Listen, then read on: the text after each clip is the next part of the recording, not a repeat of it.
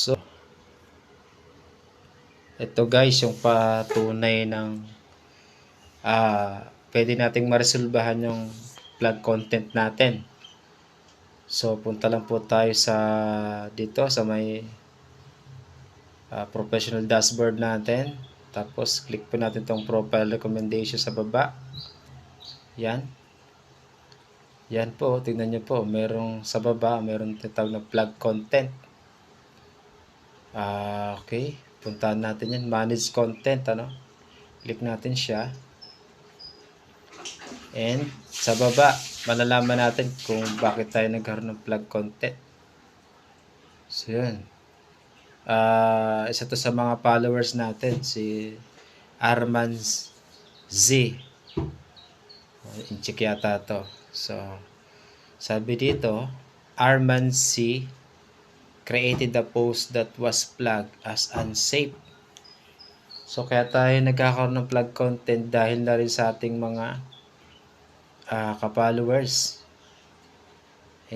Wala naman po tayong video na pwede tayong ma-plug. Ano? Click natin. So, tingnan natin kung ano yung tsura ng video. So, yun na naman.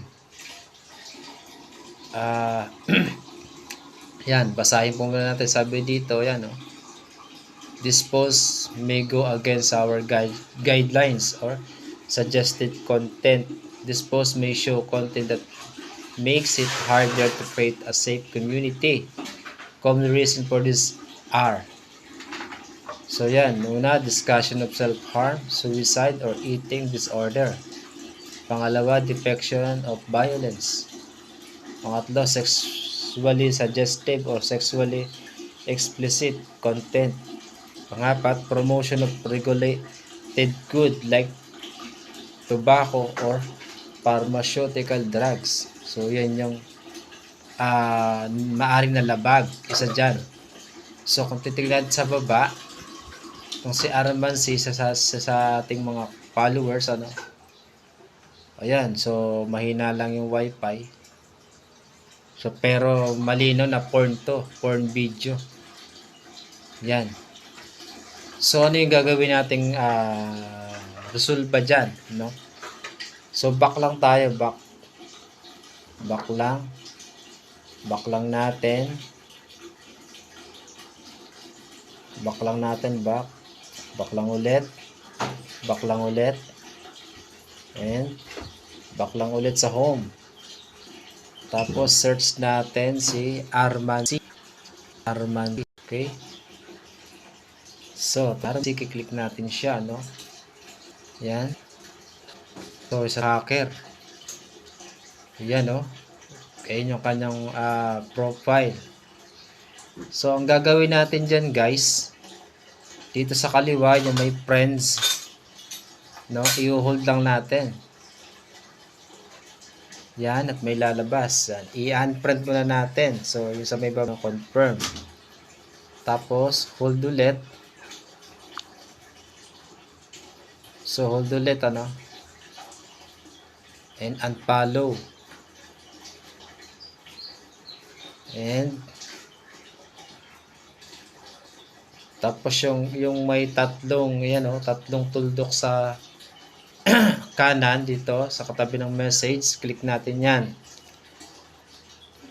And pinakalagay na block. So, ibablock natin siya. Block natin. Okay. So, yan. Okay na, no? And, tignan natin doon. Balik tayo doon sa account natin. Doon, click lang natin yung tatlong arrow sa may kanan sa taas. And, professional dashboard ulit.